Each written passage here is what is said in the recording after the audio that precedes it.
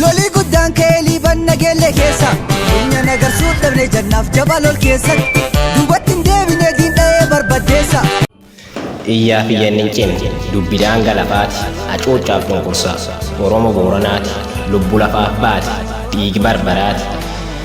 barbaraati dhiirtoonnee nyaatti daa'imman qaraca dhiiroo waan ajaba imimmaan hin qoffan garaan hayyoo dhala lubbu biyyaaf biyyeen nyaatti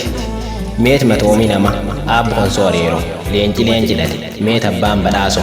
aabbu kududuu lootiif baattoo qasaarite meet jaba jaarso jaalladda konsoo wareegami keessan lolum laf tokko qaroomaaf jannoomi waan booran guutuuti addunyaan dhaga'e qaroom dhiiban waata kadaantiin hubane gadayo galgalo nam gada lalle jannonni sibiila meet arbi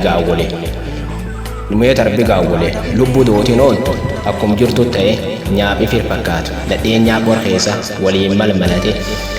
malmalate obolo qomlootii diidoo qommite dabbasaa sidii galaafate dirreef dirliiban teellafti seenaa qabdi dirree garaballoo malbee golboo qabdi areer gooroo qabdi saaqurri qabdi arda gadaamojjii handhawaaf dhibaayyoo hangafi biyyee lafa diiballattu qabdi latte bosonuu jirti teen gadaan kaayoo qabdi madaa'uun dhiira biduu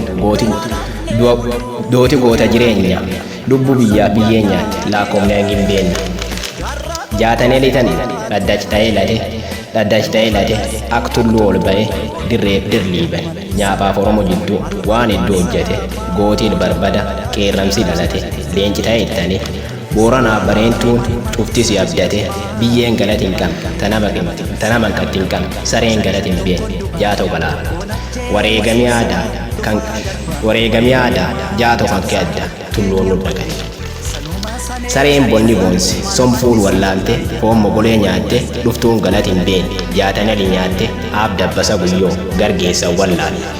yoo midhaan agarre reeffisa awwaale dootii aadaa qabdi tantee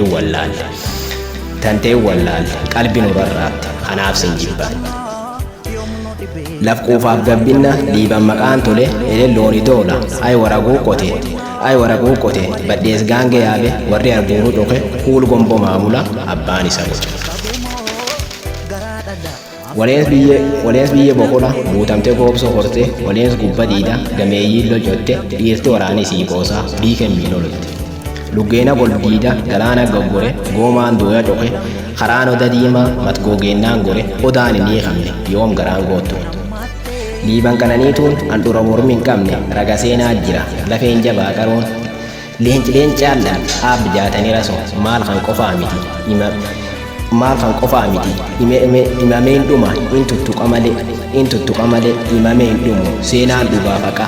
dhiirti wanta itti fannifatan aab biraachi dabbasaa diqqa culluuftiif quri dhiiban daa'im diqqaa biqilti qalata yaa qaaliiwwan koo dooti lamin jirtu takkattum tana kanaaf seenaan isaan faarsa nyaapatti hin kennine itti wareegamtani biyyoo taatan lafaaf lafe teessan jistani daangaa dallataate dhungoo gubba diida falamtee fudhachuuf sami soomalee alaabatti buqqifate loli dhungoo diida qophii malee ta'e lol dagumaatii dhufe warri daanga qubate iyya kullifate iyya kullees reebe warri maatirra dhowwate lubbuun isa dhumate aab gargaroo qaatiif jaaroleen buleeyyiin goollo godaanaatiif jorre qooyyee waliin abduuf jaataniitiif caadhetti guyyoo ofaati lubbuun lafaaf dooti indoon seena taate fardi gameessi leenjis burraaqee lol seenaa gurbaan lapheen dhalate ado xiqqaatiyyuu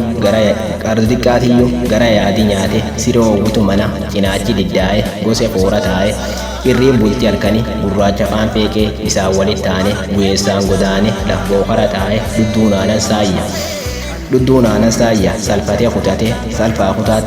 salphaa kutaattadhe itti tolte miirresse haaloo dhiira baase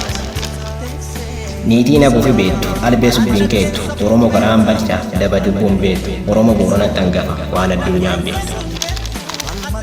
diqqoof guddoon qabdu agumta akkana miti ilmaan sorsa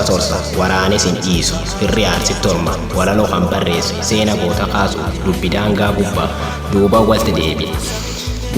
deebiin qopheessaa walaloo anabdiisa yookiin diidumul quqqaati